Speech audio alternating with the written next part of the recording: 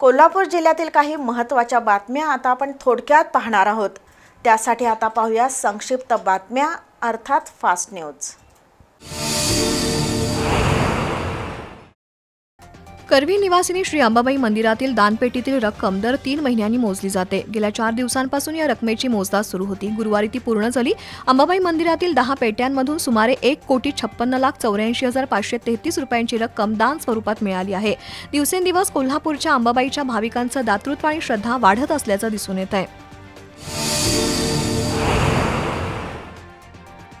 इचलकरंजी शहरातील गोविंदराव हायस्कूल समोर महापालिकेच्या डॉक्टर बाबासाहेब आंबेडकर रुग्णालयाच्या भिंतीच्या आतील बाजूला काही विक्रेत्यांनी अतिक्रमण केलंय।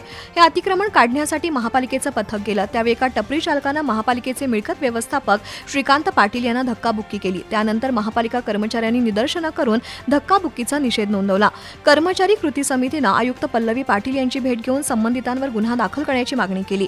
यावेळी के कांबळे, शिवाजी जगताप, हरी माळी, संजय शेटे, धनंजय पळसुले, शीतल पाटील, सुनील बेलेकर, नितीन बनगे उपस्थित होते।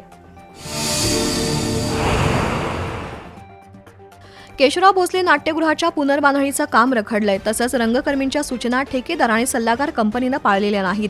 त्याबद्दल कोल्हापुरातील रंगकर्मींमधून नाराजीचा सूर आहे। आज केशवराव भोसले नाट्यगृहाच्या रखडलेल्या कामासंदर्भात रंगकर्मींची महापालिकेच्या अधिकाऱ्यांसमवेत बैठक झाली, पण त्यावेळी ठेकेदार आणि सल्लागार कंपनीचे प्रतिनिधी उपस्थित नव्हते। त्याबद्दल रंगकर्मींनी प्रशासनाचा निषेध केला। येत्या मंगळवारी ठेकेदार आणि सल्लागार यांच्या समवेत बैठक झाली नाही तर त्याच दिवशी सायंकाळी केशवराव भोसले नाट्यगृहाच्या रंगमंचावर धरणं आंदोलन करण्याचा इशारा देण्यात आला। बैठकीला अतिरिक्त आयुक्त रविकांत अडसूळ, शहर अभियंता रमेश मस्कर, आनंद काळे, सुनील घोरपडे, रोहन घोरपडे, किरण चव्हाण, रघुराज पवार, सुभाष गुंदेशा यांच्यासह रंगकर्मी उपस्थित होते।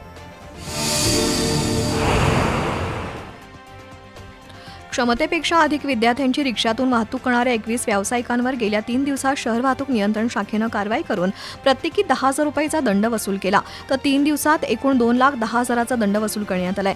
विशेषतः ट्रिपल सीट वाहनधारकांवर कारवाई करण्यात आली आहे। यापुढे सिग्नल तोडणं, वनवे तोडणं, चुकीचं पार्किंग याबद्दलही वाहतूक पोलीस दंडात्मक कारवाई करणार आहेत। कोल्हापुरातील कदमवाडी परिसरातील घाटगे कॉलनीतील दिगंबर जैन सन्मती स्वाध्याय मंडळाच्या वतीनं पर्युषण पर्व समाप्तीनिमित्त धार्मिक उपक्रम झाला। या पर्वाची समाप्ती पालखी मिरवणुकीनं करण्यात आली। गेल्या 16 दिवसात मंडळाच्या वतीनं विविध धार्मिक उपक्रमांचं आयोजन केलं होतं। पर्युषण पर्व समाप्तीनिमित्त काढलेल्या पालखीत श्री 1008 शांतीनाथ भगवानांची प्रतिमा होती। भाविकांच्या अमाप उत्साहात ही मिरवणूक संपन्न झाली।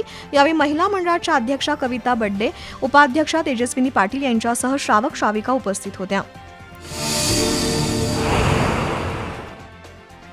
कोल्हापूर महापालिकेच्या अतिक्रमण विरोधी पथकामार्फत आज शहरातील काही ठिकाणी अतिक्रमण मोहीम राबवण्यात आली।